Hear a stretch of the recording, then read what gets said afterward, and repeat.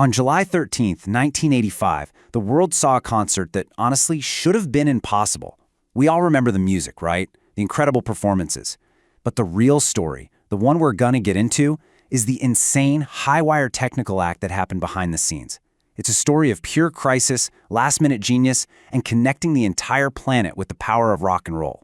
And when I say the entire planet, I'm not kidding. An estimated 1.9 billion people tuned in. You have to stop and think about that. That was nearly 40% of every single human being alive at the time, all watching one continuous 16-hour show. Nothing even close to that had ever been tried before. So that's the real question, isn't it? In a world before the internet, with brand new, totally unproven technology, and a clock that would not stop ticking, how in the world did they pull this off? There was no safety net, no plan B. The answer is a wild story of making it up as they went along. Okay, so let's break down how they actually did it. We're going to look at the ridiculous 5-week countdown, the brilliant rotating stages, the challenge of the sound, the miracle of the satellites, and of course, what happened when things inevitably went wrong, and finally, the legacy it all left behind. First off, you have to understand the timeline. After the huge success of the Band-Aid charity single, the organizers got this wild idea. Let's do a 2-continent, 16-hour global concert. Awesome idea. The problem? They decided to do it in just 5 weeks.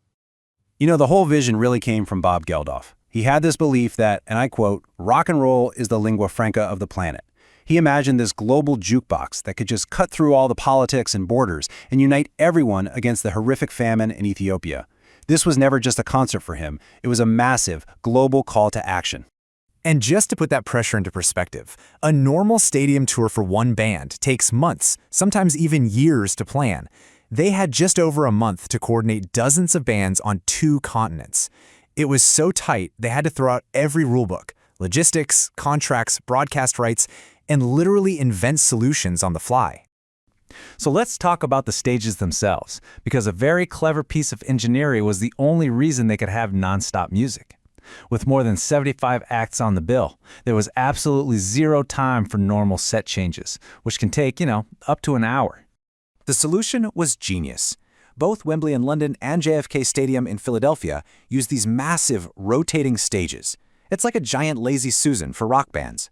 So while one band was playing out front, the next act was getting all their gears set up on the back half. When the set was done, the whole thing would just turn 180 degrees, and boom, the next band was ready to go instantly. Wembley's stage was turned by a big electric motor. Philadelphia's was supposed to work the exact same way. But of course, this is where disaster strikes. Less than a day, 24 hours before going live to almost 2 billion people, the motor for the Philly stage just completely burns out. It's dead.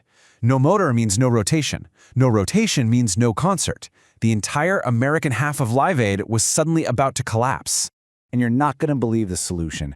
It was a masterpiece of pure improvisation, raw human power.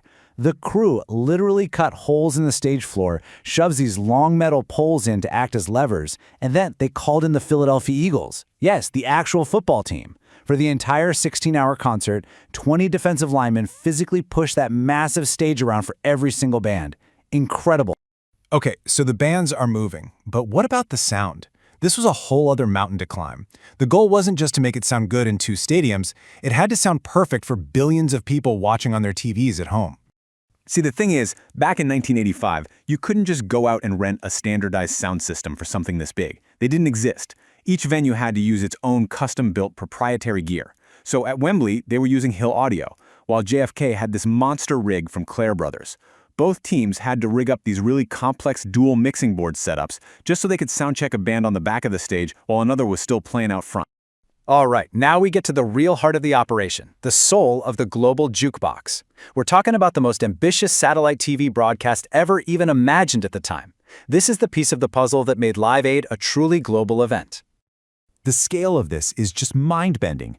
They used 13 different satellites, all coordinated from a field full of 35 production trailers parked behind JFK Stadium. That was the master control hub. Every single feed, including the BBC's broadcast from London, was routed through Philly and then beamed back out to 150 nations, creating one single unified world feed. And if you need one image to capture the absolute insanity of these global logistics, look no further than Phil Collins's day. He finishes his set at Wembley, he hops in a helicopter, flies to a supersonic Concorde jet, flies to New York, gets in another helicopter to Philly, and arrives just in time to get on stage and play again. The man played on 2 continents on the same day. It was a human feat that perfectly mirrored the technical miracle of the broadcast itself. But let's be real. When you're juggling a live, 16-hour broadcast across the entire planet with completely experimental tech, things are bound to go wrong. And oh boy, did they go wrong, in some pretty spectacular ways. So one of the most heart-stopping moments had to be during Paul McCartney's big finale at Wembley. He starts playing Let It Be, and for the first 2 minutes, his microphone is completely dead. The 72,000 people in the stadium could barely hear a thing. TV viewers at home could hear a faint vocal from other stage mics, but in the control room, it was pure panic until a roadie finally figured it out and fixed it. Another dream that technology just wasn't ready for was a live duet between David Bowie in London and Mick Jagger in Philadelphia. The problem was the satellite delay. That half-second lag made it totally impossible for them to sing in time with each other. The solution? They had to pre-record a music video for Dancing in the Street that was just shown on the big screens instead. And then there was The Who set. A single, simple fuse blew in the BBC Control Center in London, and for several minutes, the entire world feed from Wembley went black. Just gone. The global jukebox suddenly went silent, which was a pretty scary reminder of just how fragile this whole massive electronic nervous system really was. So, despite all the glitches, the chaos, and the sheer impossibility of it all, what was the lasting impact?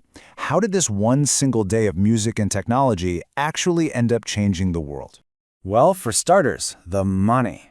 The fundraising was just a staggering success. The initial estimates were completely blown out of the water. When all was said and done, the final tally, with all the ongoing contributions, was over $125 million for famine relief. The global jukebox had absolutely delivered on its promise. And what's really interesting is how they spent that money. It wasn't just about dropping off food and leaving. The vast majority of the funds actually went toward long-term development projects, things that were aimed at creating self-sufficiency and preventing crises like this from happening again. It was a really forward-thinking way to handle charity. But Live Aid's true legacy, its echo, goes so much deeper than the money. It basically created the blueprint for every major benefit concert that has happened since. It proved that music, when it's amplified by technology, could be an unbelievably powerful force for social change. It united the entire globe, even if just for one day, in this singular, shared moment of common humanity. And that kind of leaves us with one last big question for today, doesn't it? In our modern world with endless streaming platforms and a million things fighting for our fragmented attention, could an event like Live Aid ever really happen again? What would it take to build a new global jukebox and actually get the entire world to stop and listen together?